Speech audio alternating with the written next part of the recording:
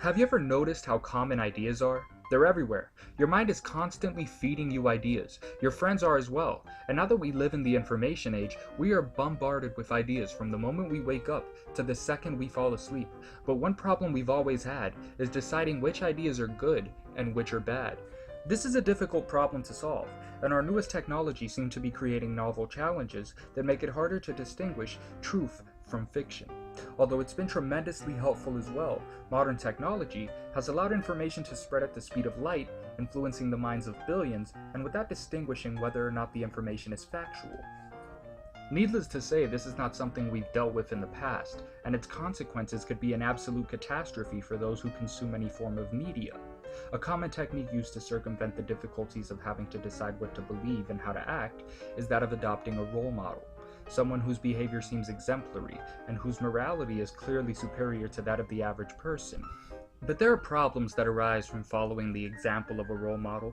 To take on a role model is not only to take up the best of their characteristics, but also the worst. Blindly following someone means blindly following their ideas, and often without even a hint of skepticism. Those who take up this sort of a task might find themselves behaving in an almost cult-like manner.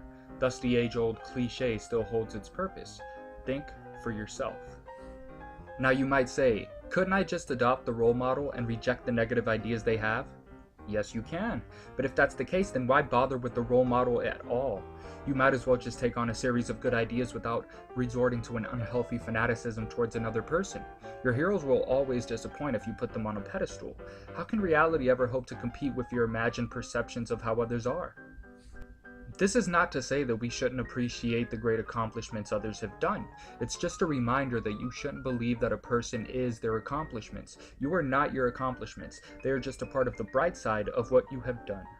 So it might just be better to rigorously test ideas and adopt them rather than adopting role models and all the baggage that comes with them.